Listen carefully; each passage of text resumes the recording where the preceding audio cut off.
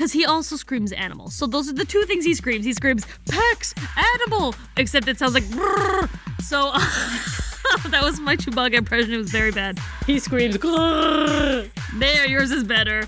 Ah! That was the worst. Ina, what the fuck was that? I can't even. I committed a war crime.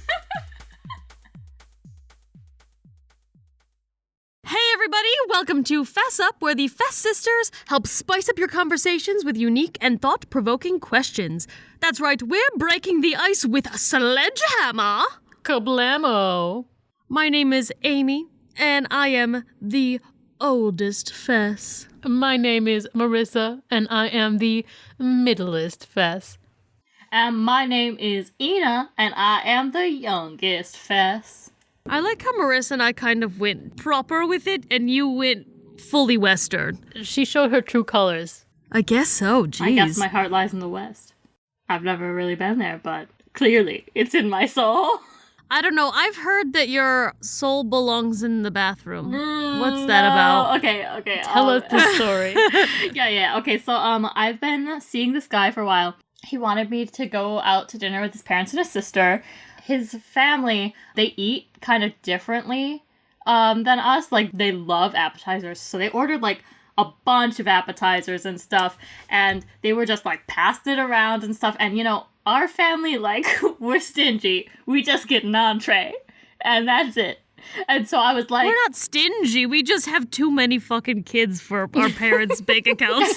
They were like, let's keep popping out kids, and didn't once think, can we afford all these kids? They said we could afford these kids, but we can't get any appetizers. The sacrifice. Anyway, so they got like a whole bunch of appetizers at this restaurant, and I'm just not used to it, and they were just passing around, having a jolly old time and stuff. But I got a little overwhelmed because the restaurant just kept bringing out plate after plate of these appetizers, and I was like, okay, and I'm with these people I don't know. They're the family of the person I'm seeing, and, you know, so I'm trying to be polite, make a good impression. Long story short, I got really overwhelmed, and I needed to, like, go decompress for, like, a second, so his dad had just gotten up to go to the bathroom, which gave me the idea to go to the bathroom. But I hadn't, like, seen where his dad went. So his dad gets back, and I'm like, you know, I need to go to the bathroom, too. So I get up, but I don't actually have to go pee. I needed just, like, quiet space for a second. So I walk to the right, and I keep walking, and then I walk right into what I thought was the bathroom, but clearly was not. It was storage closet. Oh my god. So I walk into a storage closet, and just before the door closes, I'm fully ready to commit, you know? I just needed a space. I'm just like, I was just gonna just sit there in that closet for a minute so I could calm down. But instead, just before the door closes, I hear the guy I'm seeing go, Karina, that's not the bathroom. Oh no! And I'm already, like, inside the closet. So I have to just inch out of the closet all embarrassed, and his whole family is just staring at me like I have lobsters crawling out of my ears, and then the guy I'm seeing points, and he's like, it's over there.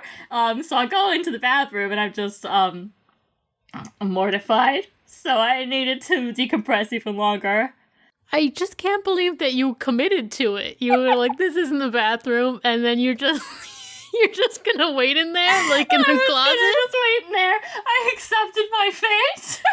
Can I clarify one point? Because when I first heard this story, I had a different mental image than this time when I heard the story. Were you in their house or in a restaurant? A restaurant. She was out in public. That's even worse. So you had the entire restaurant, all of the waitstaff being like, why the fuck is this girl going into our goddamn mop closet? What the hell is she doing?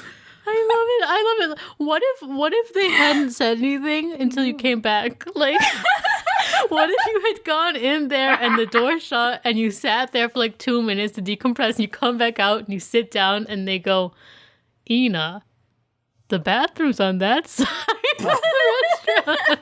Well, the one good thing about it being a restaurant, as opposed to their house, which I did think it was the first time I heard this story, is you could try to gaslight them. You could gatekeep, gaslight, girl boss your way out of that situation and be like, oh no, there's a small toilet in there. You didn't know that? And just like, are they gonna check? Are they really gonna check? Maybe. I feel like his mom could be tenacious enough to go check real quick and be like, she was lying. I knew that there wasn't a toilet in there.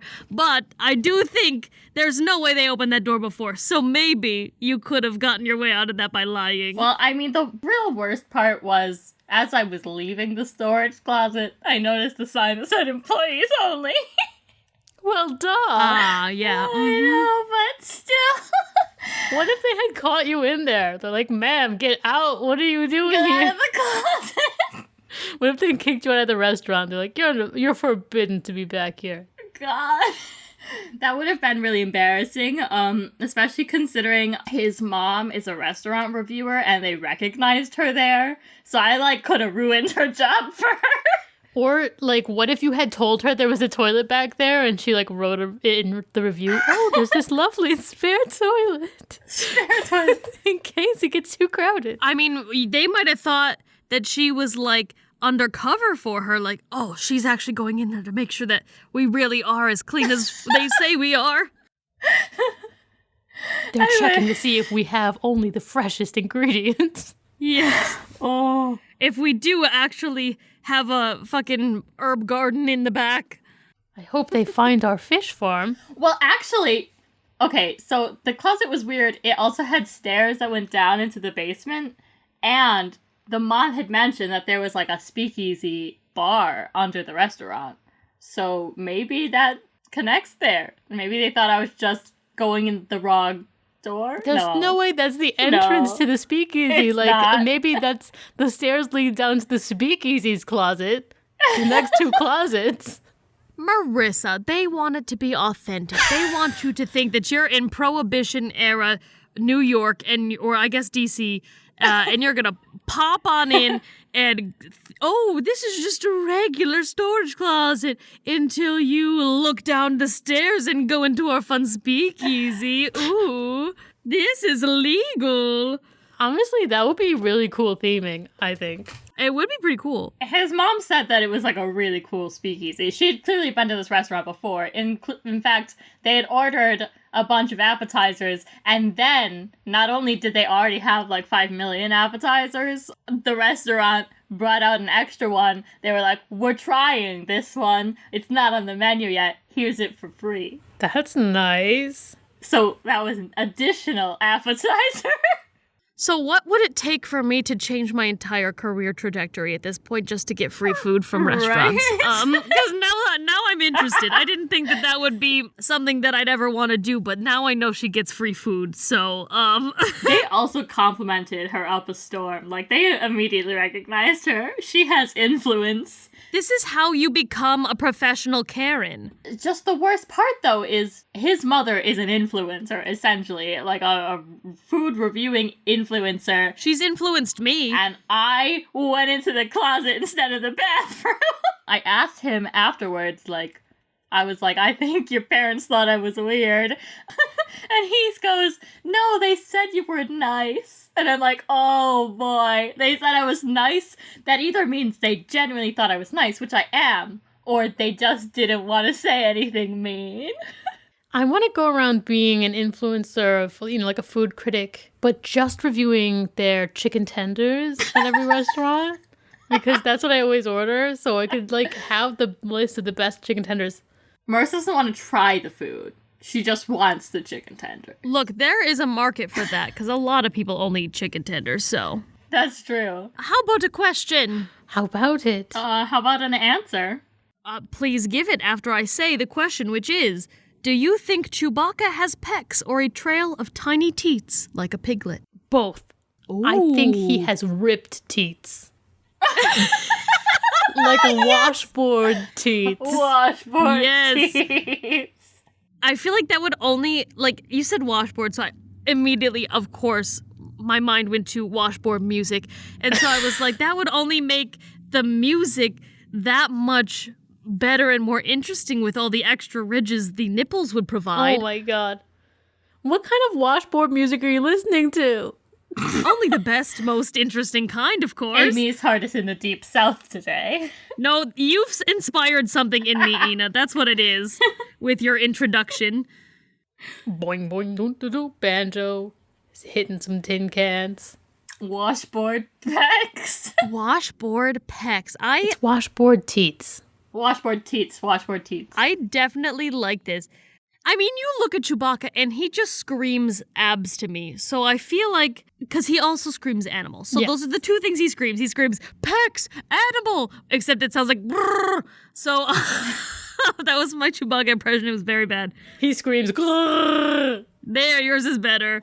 Ah! That was the worst. Ina, what the fuck was that? I It was can't horrible. even. I committed a war crime. I'll never recover. I'm upset.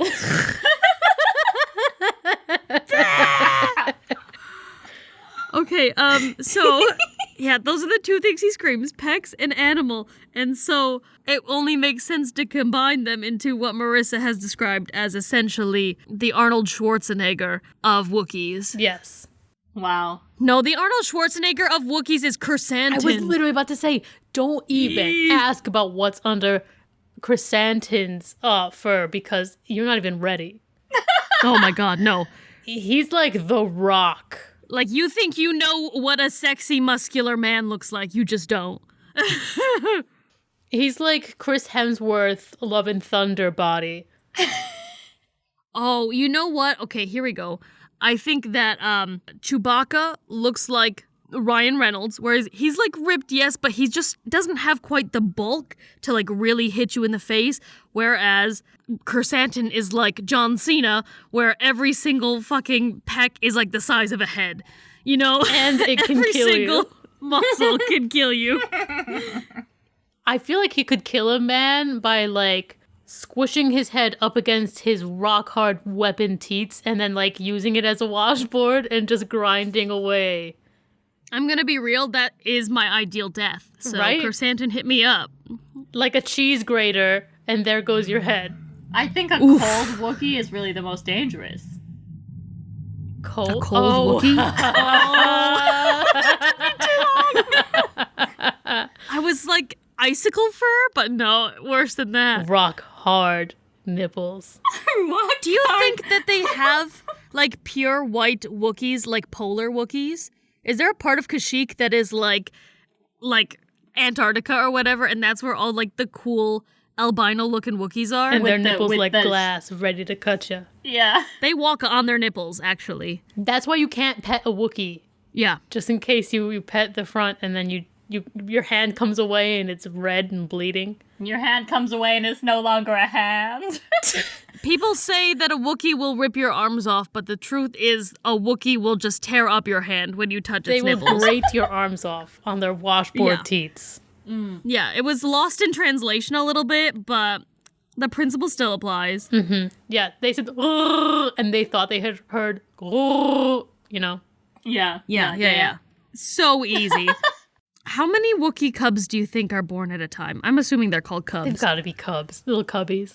You think that they have litters of like 4. 8 to 16 for one for each teat? Oh, I was thinking 4, but they're huge, right? And their torsos They're are long. massive. They could probably store a bunch of those things. Yeah, they probably stack the babies. You know, like it's not a bunch of babies at once, but because they're so tall, it's like almost like baby bunk beds in there, like fetus bunk beds. What if they're like almost... What if they're like marsupials, you know, where they can be pregnant with 2 litters at once? Oh shit. I thought you were gonna say like they have pouches for their Well, babies, that but I too. like that better. Oh god. Have you ever seen the inside of a fucking kangaroo pouch? It's creepy in there. I thought that it'd be like fuzzy and nice, but no, it's like skin and flesh. It's like and skin and nipples.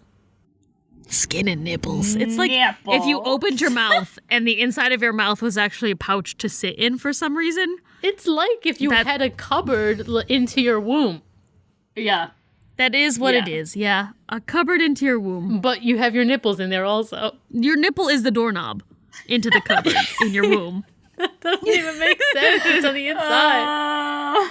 Shh. It doesn't have to make sense. That's just what it is. Yeah. But they can't have pouches because they have those nipples on the outside in the washboard teat row.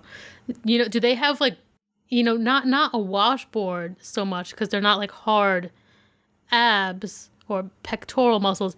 Do the women just have like a row of boobies? Yeah. Yes, and it's like Definitely. Just boobies all the way down?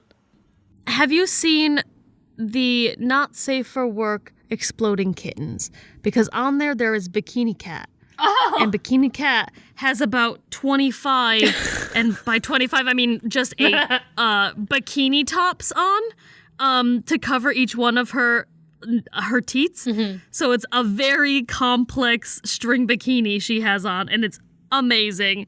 And that's what Wookiee females probably wear. Yeah. Only they don't actually have to wear anything because their hair is so long it covers it. But they but the could. fashion. Yeah, the fashion. We don't have to wear anything but fashion. You never see Wookiees wear much, but that's like they're like naked for like utility, you know, it's easier, but like all the clothes is decorative. So if you go into like a Wookiee city, you're gonna see all sort of fashionista outfits. Yes, it's like clearly the same thing that happened to us. Adam and Eve ate that apple and just started going, yes, work it, honey. We got to look pretty in this bitch. That's exactly what happened, okay? Is it because he had an apple and he became fruity? You know, I hate you for coming up with such a good joke. Jesus Christ. Yep, that's exactly it. And that happened to the Wookiees too. Okay, I know we talked about this when we talked about the hottest hut, Baka, but or Baku the hut. Yeah. Anyway, when we talked about our glorious hut man that we love, I want to see the fashionista Wookiees. I want to see the Wookiees who are out there modeling. I want to see a Wookiee city. We only really see Wookiees amongst the trees. I would like to see just like, where do the rich Wookiees go? Yeah. You know, what do they do? Can we have a Wookiee DJ? I know the Wookiees got to know some sick fucking beats. I know the Wookiees have got to have like a Hunger Games style Capitol where they're all wearing the craziest absolutely. outfits and they're all the 1% bouging it up. They're dyeing their fur. Like, you'll just go in there and see like a pink and green tufted Wookiee for some reason because that's how they want to live their lives. Amy really wants to see Wookiees wearing slave Leia outfits. I love that you said that as if it were me, but you definitely want to see that, Ina. Everyone wants to see that. I know. It's a universal truth. You don't have to just single me out. It's not just the furries. I think everyone demands to see that. Show us the Wookiees. And the fact that they've had this many Star Wars movies and shows and they haven't given that to us yet is, frankly, insulting. I need Wookiees in lipstick. Please and thank you. Also, I've just thought of this, a Wookiee in braces. Wouldn't that be fucking adorable? And sunglasses. Let's have it. Ooh. You know, I've never seen the Christmas special, but I feel like this is what it must have been like. No, it was not. I could tell you that right now. I want to see one fully shaved Wookiee. A naked Wookiee? A Wookiee with alopecia? Like a like a bodybuilder, and he shaved it to show off his washboard teats. Can he please be a naked mole Wookiee, though? Yeah, those exist. They're blind and they're uglier, but man, do their muscles just stack. yeah. It's like that fan art of Diglets when you see their bodies underground in their buff. Yes. Oh my god, that's the best picture. This is beautiful. Honestly, every time I think about Star Wars, I just think about how much they're not giving us, and it makes me really upset. That's so true. I mean, at least they finally, at Disney's new Star Wars themed hotel, given us like a pop star Rodian, and I love her, and she's beautiful, Cool. and she has an articulated mouth, and I can geek out over that all day. Oh, yeah. Should we go into a bit then? A bit, A bit. a bit. A bit. I will punch you. No. Okay, this bit is called Song Reimagining. Oh. Oh, yeah. And in this bit, we're going to take a song that we all know and make up new lyrics to be about a different topic entirely. Oh, that's so much pressure, even though I do it on the daily. Yeah, I know. We do it all the time. This is such an us thing. I wasn't sure if we should sort of each do a line of a song or each do a verse of a song or if we should each do just like 3 different songs. I'm not sure. Should we do one, test it, and see how we feel? Yeah, let's just trial and error it. Should we try doing 1 line each, moving through? Let's start doing 1 line each. Okay. What song? Oh, obviously it should be I'll Make a Man Out of You. Okay. Duh. All right. And what should it be about? I'll make a meal out of this. I don't know. Out of this? Out of some, I don't know. Out of you. I am not mad about the meal, but what should the meal be? I don't You. know. We'll cook you, and we'll see how this Ooh, goes. cannibals. Cannibalism. I'll Make a Man Out of You about cannibalism. All right. That's what it is. Okay. You are on my menu, and I'll eat your buns. Did you bring me hot sauce? Or or will I get the runs? I really do not want the runs, but you can bet before I'm done. Mr. Isle. Wait, I wasn't ready for the I know, she changed the rhyme. rhyme at the end. Now I have to think of a new one. I know, was gonna I know. just say I'll make a meal out of you.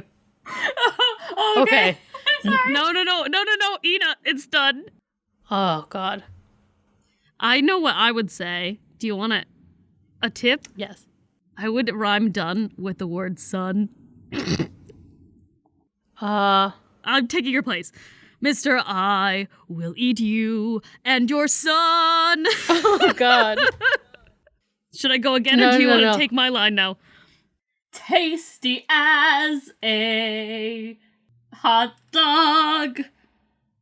Did you say tranquil as a I hot said dog? tasty as a hot dog. Oh, tasty as a hot dog. Okay, cool. Tasty as a hot dog. You have to finish it.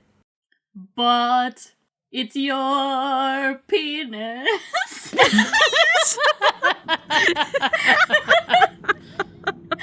That's beautiful. Marissa, you can go. This is so much pressure. I love it. It's so good. We're putting our whose line to the test, okay? It might sound kinda nasty. I will grant you this. You are scrawny, and that's not great. Because I really like the fat. But somehow I'll find a meal out of that. Yes! I've never been a real good cook. I don't know what I'm doing. How was Hannibal Lecter so good at this? That guy's got a lot of recipes. Hope he doesn't eat my husband. Wow, I really wish that I was eating him. Be a meal. You must be tasty for this cannibal. Be a meal. With all the salt and the sauces Be too. a meal. With all the fat and with all the... Condiments. Umami is what I love the best. Doesn't even rhyme anymore. You were obsessed with changing the rhyme. It's like, surprise, it's a new rhyme. I think it had to end in eel, right? No, it was condiments, wasn't it? Well, yeah, but that wasn't the rhyming one to pair it up with, right? It was the one I before. messed it up. You're right. It's okay. We're gonna just keep Okay. going. Cops are racing toward us because I've been found.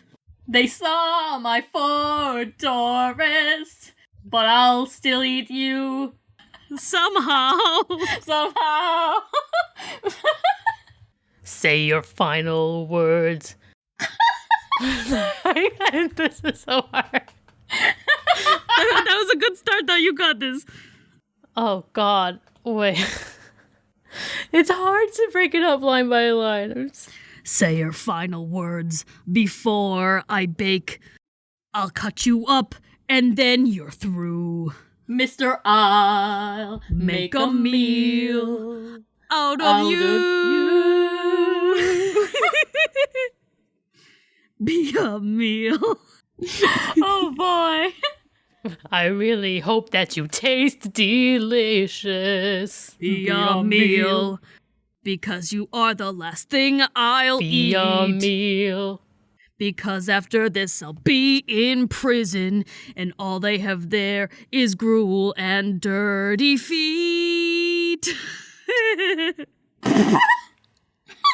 All right, can we be done? We got one more line. God. One more. Be a meal. I think I overcooked your thigh. Be a meal. I think it's gonna maybe. Oh no.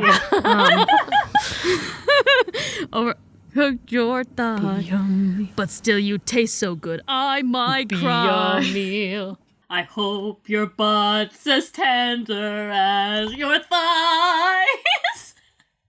Was it the wrong rhyme again? No, we missed one Yeah. line. Oh no. We need the strength of a raging fire. Oh. Strength of a raging fire. Oh no.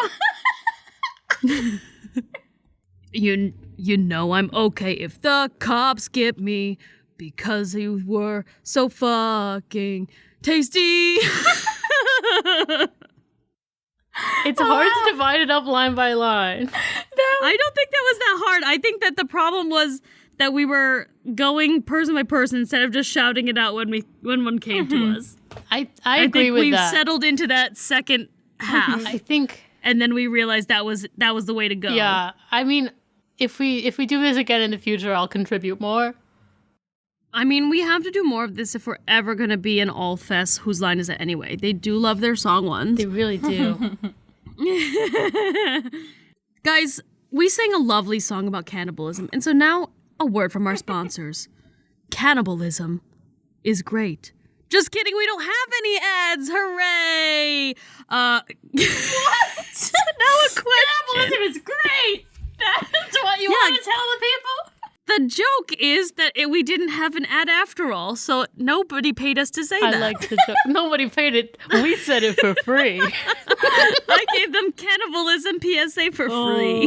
I have never eaten a man, but I've always imagined it would be quite fantastic. I've never eaten a man like that. Oh. Bow, bow, bow, bow. I've been really trying. We apologize for these baby. testimonies. We didn't have a lot of people contribute to this sponsorship of cannibalism. That's fucking hilarious. Okay, another question. Another question. I'm professional. Clifford the Big Red Dog's backstory is that Emily Elizabeth loved Clifford so much that he became huge. So what does that say about literally everything else in that universe? Everyone else sucks ass. Their hearts are so small and twisted. It's also like Emily Elizabeth, if she's the one who has to love something so hard that it like turns big, like her mom's got to be feeling real shitty right now. Her dad too. Her parents can both just suck it. Her parents, I guess, suck. Also, like any other dogs or cats in this universe, like what is she doing different that nobody else is doing to make her love that much stronger? Maybe she's like a mutant, but she's only ever loved one thing. And after that happened to Clifford, she's like, I'll never love again for fear of creating another monster. Ooh. Jesus. This is dark. I like it. Hey, it's like Winnie the Pooh loving honey by Clifford. You know, She only like, noticed that she had this power one other time, right? Because she just goes into an office building on Take Your Daughter to Work Day, and she's like, this place is great. I love it. And all of a sudden, the Empire State Building grows like 50 stories. And then breaks in half at the wind. Yeah. This is funny because it's like you've had a second origin story of Rogue from the original X-Men movies. Yeah, it was a horrible accident. Rogue isn't always like this in the comics, but in those movies, they really did make her like that. Yeah. And this is Emily Elizabeth also. Emily Elizabeth, her parents took her on like a vacation upstate to like her uncle's lake house, and she loved the lake so much. Lake Ontario became bigger than most U.S. states on the East Coast. Like, Oh my god. And several European countries. Everyone drowned. She leveled a fucking planet. You know, it's also wild because I feel like if this is now an X-Men origin story, her living Clifford is really going to bite her in the butt because big dogs do not live as long. Oh, no. Because they just have to pump their blood so much harder than little dogs do. Unless he's superpowered because of this super growth, right? So he's like her own personal Hulk dog, you know? Can she ride him into battle? Yes. I love this. Do you think that if he got superpowers from it, then people try to seduce Emily Elizabeth all the time so that they too can get superpowers? Probably. But then they'd be permanently big, so that would be a big risk. They'd be like Giant Man. Does she practice, like, love for villains so that she could, like, blow up their heads or something? Maybe. Like, maybe she just saves her love for bad guys, and she's like, oh my god, I wrote fan fiction about you, Thanos, look, here it is. And then all of a sudden, he finds himself getting huge, and at first he's like, this is great, and then he breaks the fucking Infinity Gauntlet because he's grown too much, it just snaps right in half. Like, what if she grows older and, like, really loves her partner's penis, and it gets too big? Yeah, that'll happen. What if instead of loving her enemies to explosion, what if she hates somebody, they shrink? Yeah, could it be the opposite? Like a school bully, all of a sudden they're the size of an ant and no one can ever find them again. She's starting to have Ant-Man powers. Is that how the first Chihuahua was made? Yes. She just really hated this one dog in particular, so it got real fucking tiny and angry. It was like a Doberman. It was a Doberman. Okay, but I'm a bring it out to a sad note.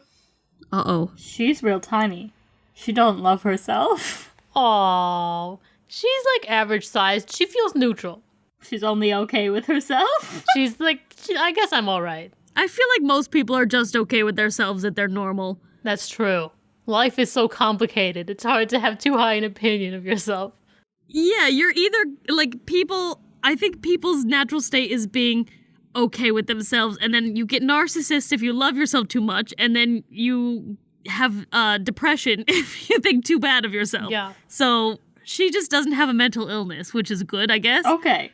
I just feel like it's gonna end up like Solar Opposites.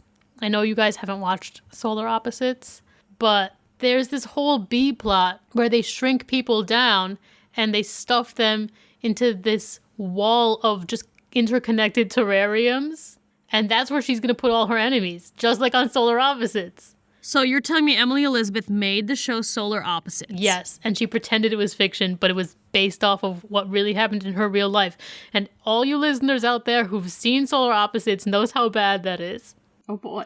Things don't go well in the wall. I wish I could contribute more to the Solar Opposites conversation. Things don't go well when you're shrunken down and put in a wall. Let's just say that. I mean, you know, that sounds like that's true. Yeah, I'm gonna say not surprised. Yeah. And you only have a child to take care of you. Like, this isn't much of a spoiler, but it's children doing this to people, and they just, like, every once in a while, they'll remember to toss in, like, a few pieces of candy Oh my god. to feed them. boy. It's terrible. Oh boy. So they become cannibals and start singing the song that we just made Yes. up. It all comes full circle. Guess what, guys? What? It's time for... What two are you? Ew. What two Mamma Mia characters are you? Mamma Mia. This is Ina's favorite musical, as well as the favorite musical of a majority of people who have seen musicals. My favorite musical is The Addams Family. Is that true? That actually is the most popular musical on the planet because of how upbeat it is. So even like desolate countries who censor everything still do Mamma Mia because there's nothing offensive or upsetting in it. That is a fair point. I appreciate that and approve. There are worse ones to be the world's favorite musical. Yeah, it just makes people feel good. It's so wholesome. I love how something about someone sleeping with so many men at one night that she can't figure out who actually was the father of her kid is wholesome. It was over a summer. Well, because all the potential fathers want to be involved. That is true. Well, I would say, right off the top, Marissa is Rosie, the one that Molly Weasley's actress plays. Hey. Oh, yeah, the one who never married and just likes to have fun. Yeah, she never married, she just likes to have fun. She's short, she's feisty, but also, though, she gets attached really quickly. You know? I feel like you find something and you hyperfixate on it and you love it, and that's essentially what she did to, Bill. Yeah, that's true. She found Bill and she goes, "You're my guy now." And she's just like, I'm not taking no for an answer. I love you now. But also she, like, totally didn't need a man her whole life. And she only decided she wanted one on her terms, and I feel like that's totally Marissa. Marissa's like... That does sound like me. I would just find the right guy and be like, you know what? I feel it now. Marissa's not just gonna settle down for nobody. She's going to go for the one she wants. Also, a very loyal friend. Very loyal friend. Just adorable. Love it. I like this assessment. Sounds right to me. Amy is Tanya. Yes, definitely. Absolutely.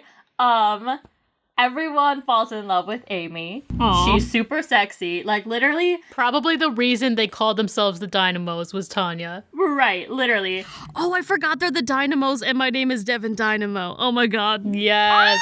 Yes, Donna and the Dynamos. The Dynamos being Tanya. And Rosie's roped in there.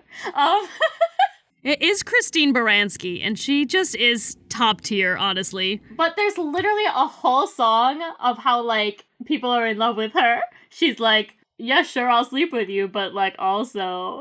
She's a MILF. And Amy's too young to be a MILF, but she will be. She will be. Thank Amy you. absolutely will be fighting off the young boys, singing, "Does your mother know that you're out?" Yeah, and she's like, I think... so confident, you know? Like, she's got a very dominant presence, I guess, I would say. Hey. I don't want to speak to her sexual life and guess as to what that's all about, but I would say she's a dominant presence. Fair. But, like, literally, though, I just need it mentioned that basically anytime I mention Amy to any of my friends, one of the first things they say is, "She's so sexy," or "She's so hot." Guys! My best friend always talks about how sexy Amy is, and I'm pretty sure Marissa's best friend also does. I mean, Amy once thirst trapped me on accident. Wait, what? When did I do that? You posted this photo on Instagram of just like your butt, Oh, yeah! and it was looking fine, and I saw this butt in my feed and was like, that's so attractive. And then I saw it was Amy, and I think I died inside a lot. I forgot about Yeah. that story. I know the exact picture, Yeah. too. That's so true. Yeah, so Amy's Tanya for the sex appeal, if nothing else, but also for all the other reasons we listed. Hey. Yes. Also a great friend. Thanks. Yes. All right. This is the hard part because it's been so long since I have absorbed any Mamma Mia media. So Okay, I think that Ina is Sophie yeah, that would be my guess. because she's beautiful and she's got a bright spirit. Her eyes are very far apart as well, just like Amanda Seyfried's. And she is the kind of emotionally mature one where even though this hasn't happened to her, I could have imagined her getting married young just because she seems like the type of person that would be able to suss out if a person's really going to make her happy or not, and is mature enough to make that kind of decision, even if she was younger when she did it. She probably is going to get married before either of us, Marissa, let's be real. We've always guessed this. Yeah, I agree with Yeah. that. As long as I stop walking into storage closets and embarrassing myself. I mean, have you been broken up with yet? No. Maybe this is what cemented the love. Who knows? Maybe we need to be walking into more storage closets. Maybe. She's quirky and charming, and if she had 3 potential fathers, they would all fall in love with her, not romantically, like paternally, and want to be her dad even if they didn't know for sure that they were, you know? She's that kind of person. So, yeah. I think she's the kind of person who would walk into a storage closet thinking it was a bathroom. I feel like Sophie would too, but in a fun, quirky moment. Yeah, fun, quirky. And everyone would laugh with her rather than at her. Exactly. So let's just go right to Amy and say that she's Donna.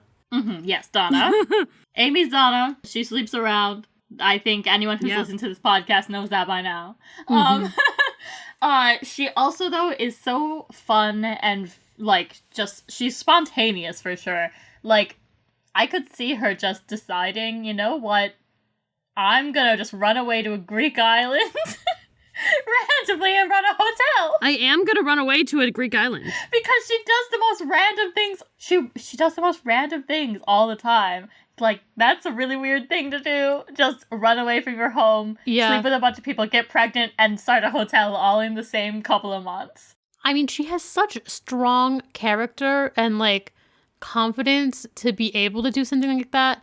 And she feels like the kind of person that would be able to just, like, buckle down and start her own hotel if she felt like that's what she felt like doing with her life. Absolutely. You know what I mean? She knows how to work hard, and she's not afraid of doing it.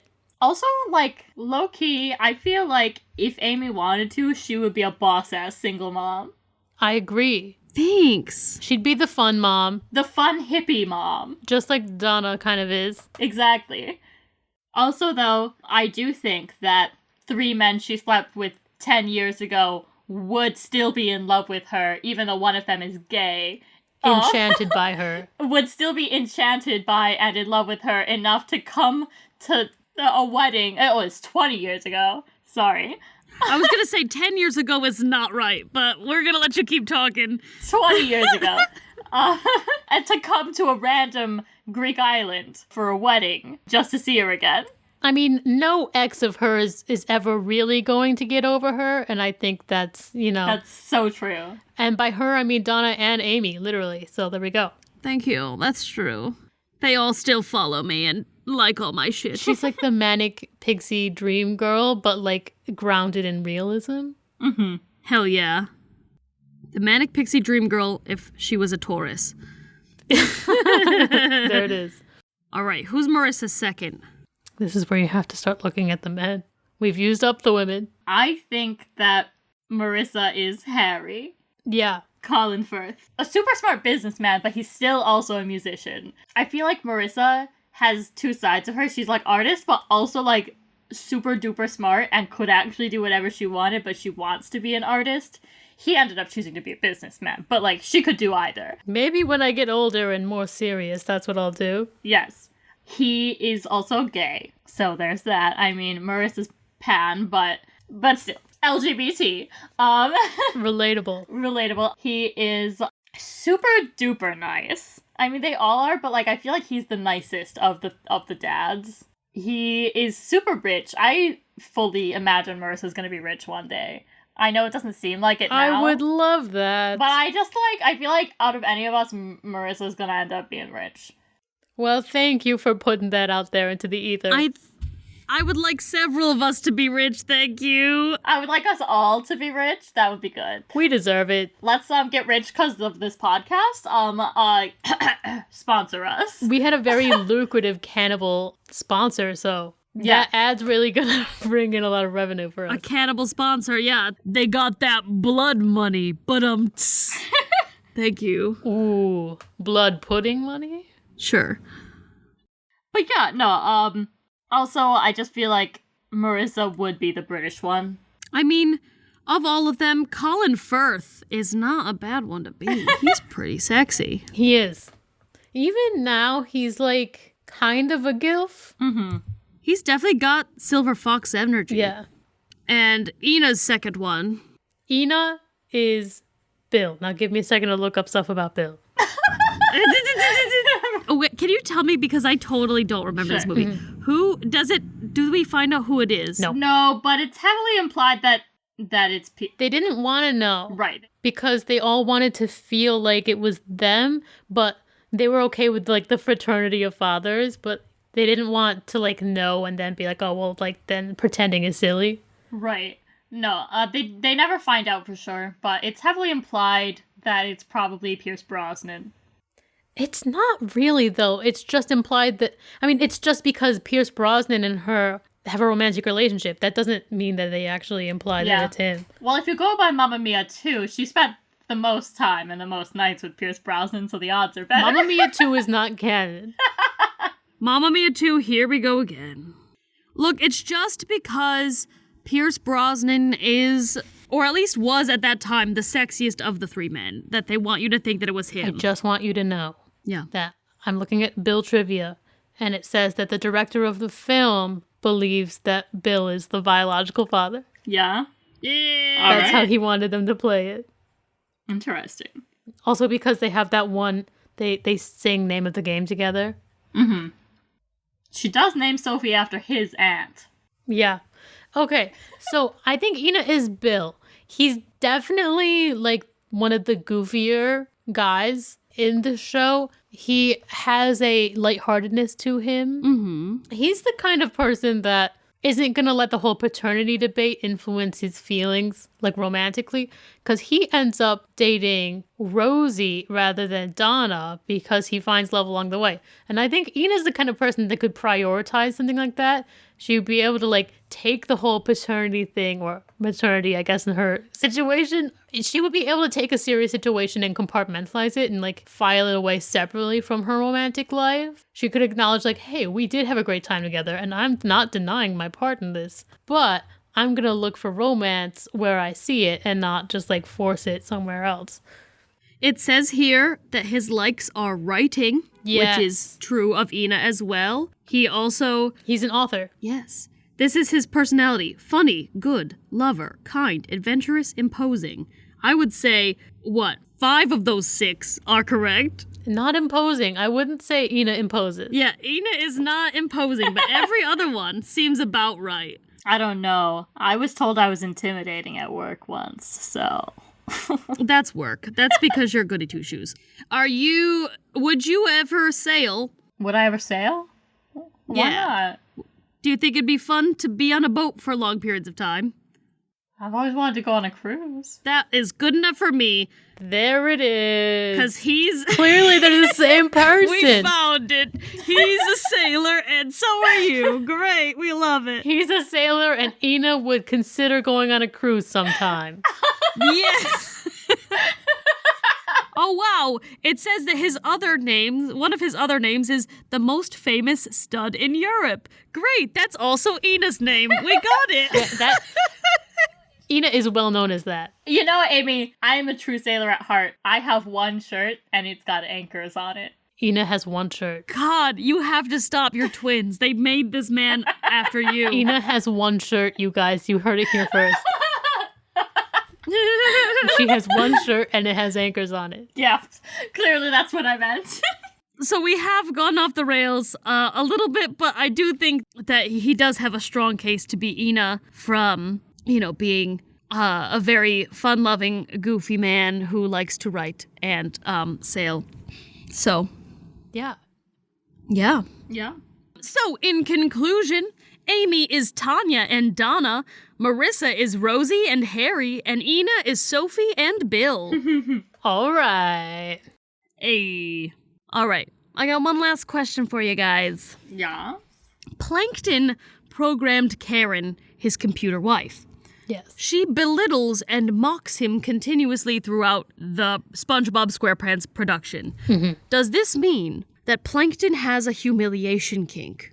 I'm going to go on a wild whim here and say absolutely. Yeah. It does, unless you're gonna go into saying that she became fully sentient, and therefore then her programming wouldn't matter. He made a fully sentient AI under the sea? He could have programmed her to be self-learning, And True. in that case, she could develop her own personality, and he's so insufferable, it's impossible not to insult him all the time. Right. Or I would say that she could have also picked up on Mr. Krabs' interactions with Plankton, because that's probably the only other consistent interaction she sees, and his are very negative to Plankton. Mm-hmm. So if that were the case, she'd probably learn from Mr. Krabs. And she's like, I detect Plankton's arousal by this interaction. Yes. Yes, no, I do think he probably does. My one thing, though, like, he must have a pretty big humiliation kink since his entire career is based off of actively being humiliated by Mr. Krabs. Like, the one time that he did actually get the fucking secret formula, he kind of gave up because he was like, well, this kind of defeats the whole purpose of my life, huh? Yeah. Like, he wants to fail, so he's gotta be pretty kinky. He walks around naked all the time. He does. I mean, and there's that one episode where he switches places with Mr. Krabs and he wears clothes and he doesn't like it. That's true. So I think that's a whole nother layer of humiliation. Clearly he could make clothes for himself, but he chooses to be naked and repulse everybody. You're right. I think he really gets off on it. You know another thing? He built his establishment to have a fist on the top of it. Dominated. A fist over a bucket. A fist over a bucket. This man wants to be fisted while you call him mean things. I mean, He gets off on that shit. his restaurant is called the Chum Bucket. And what is chum except for dead fish? Mm-hmm. So he likes all kinds of degradation. Mm-hmm. Man is like, honestly, king of the kink community with that. Like, he wears that proudly on his sleeve. Mhm. He advertises it across town. Yeah. I mean, the thing is, if he didn't have this kink, he would never have made his restaurant the Chum Bucket, because it's essentially the equivalent of, this is the cannibal restaurant. Like, Yeah. you're never gonna get business. I mean, but so is the Krusty Krab. They both were like, cannibalism is where it's at. That's the marketing. There's a whole theme of cannibalism this whole episode. On accident. Question. Yeah. This is a little detoury, but if you were to ship Plankton with somebody else at Bikini Bottom, like let's say he never made Karen his computer wife, who would you ship him with? Mr. Krabs, obviously. Mr. Krabs is the obvious choice, but is there anybody else in the town? Because I do get strong vibes from Squidward. Squidward. I can't even imagine them interacting. I know, they never do, really. Not much. But I feel like Squidward is secret kinky as well. But I would love to hear your answer before I... Squidward definitely wants to degrade people. Oh, he does. I know the woman because he's clearly hetero because of Karen. Is he clearly hetero? I feel like he's got bi vibes, but please. You're true. That's true. But he clearly is also into women. Definitely has a thing for women as well, He yes. does have certain flair for Mr. Krabs.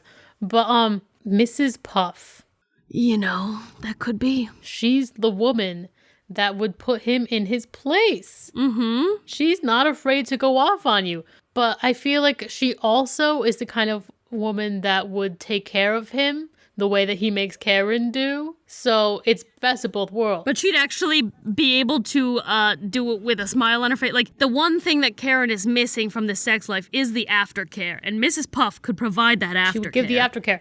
But she could berate the crap out of him. Also, she could physically intimidate him so badly by puffing up. She could probably also give him a little pain that way because, like we said, man likes to get fisted. Mm-hmm. And that's not a walk in the park, let's just say. Especially not for a Plankton. At his size. Yeah, right? Mr. Krabs does wear kink outfits.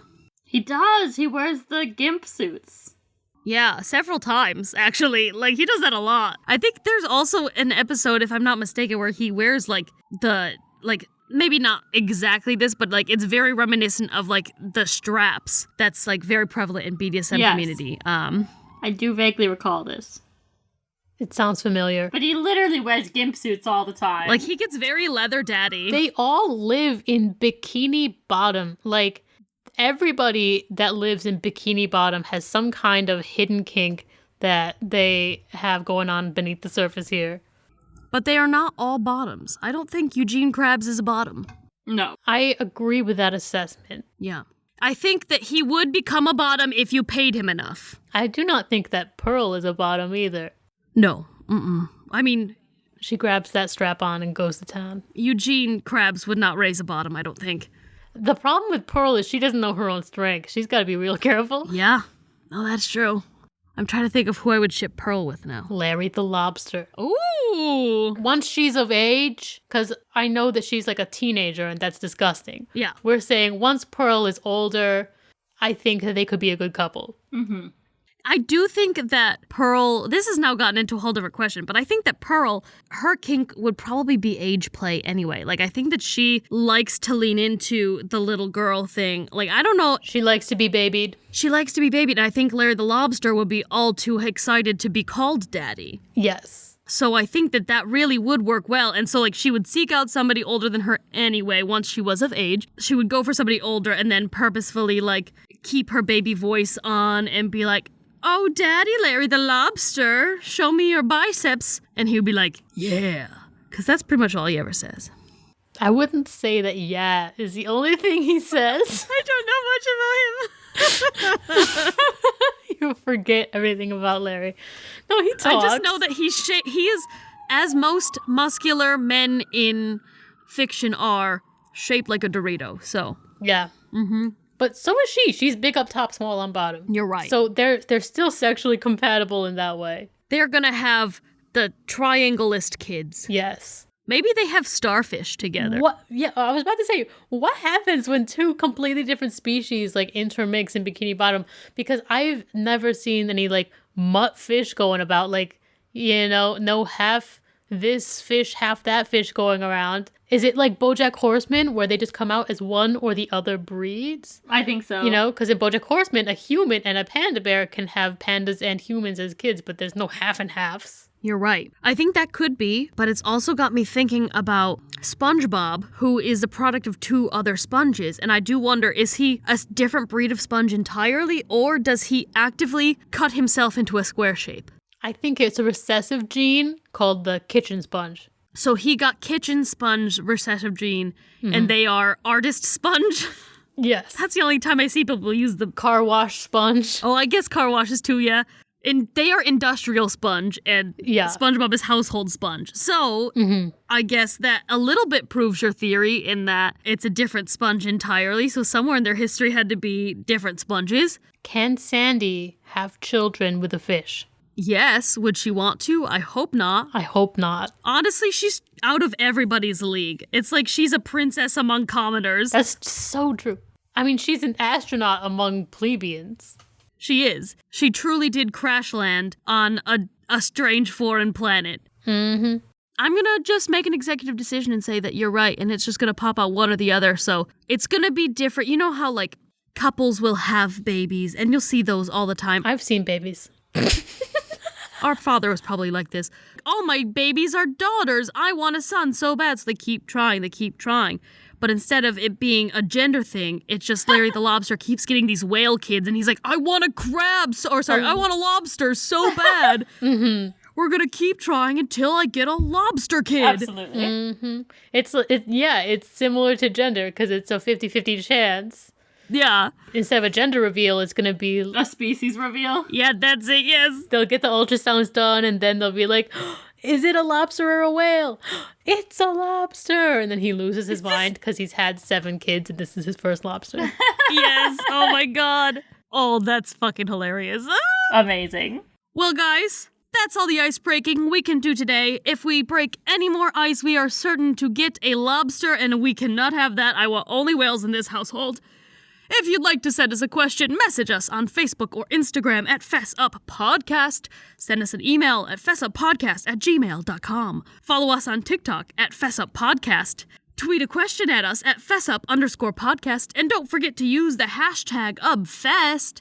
Send us new questions or let us know what happened when you used our icebreakers with your friends. Share our podcast with everyone you know and get the word out there about your 3 wacky friends. Woo! Oh yeah, and the bathroom's that way. That's it for me. I've been Amy the cannibal who likes to eat left pinky toes. I've been Marissa, the whale that's given birth to a lot of lobsters. And I've been Ina, and I'm still inside that closet, actually. I never left. That's good. Bye.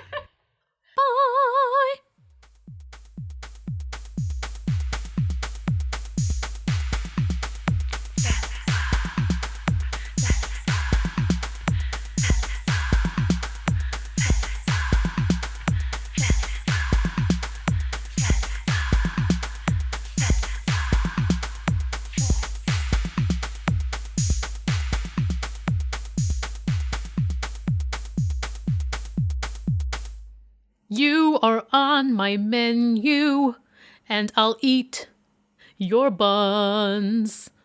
Did you bring me hot sauce? Or will I get the runs? I really do not want the runs, but you can bet before I'm done.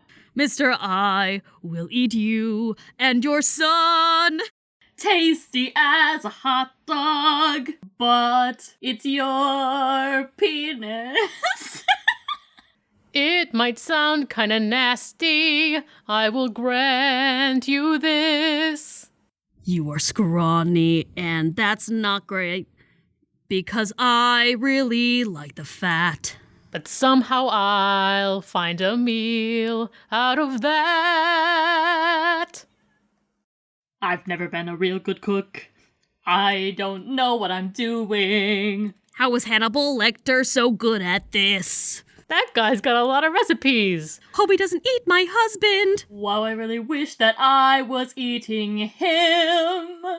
Be a meal. You must be tasty for this cannibal. Be a meal. With all the salt and the sauces too. Be a meal. With all the fat and with all the condiments.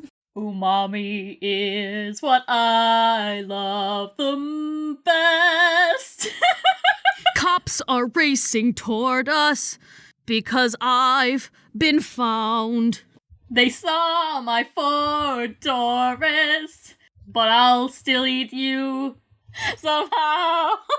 Say your final words. Before I bake, I'll cut you up and then you're through. Mr. I'll make a meal out of you. Be a meal. I really hope that you taste delicious. Be a meal. Because you are the last thing I'll eat. Be a meal. Because after this I'll be in prison, and all they have there is gruel and dirty feet. Be a meal. I think I overcooked your thigh. Be a meal. But still you taste so good, I might cry. Be a meal. You know I'm okay if the cops get me, because you were so fucking tasty. Oh no.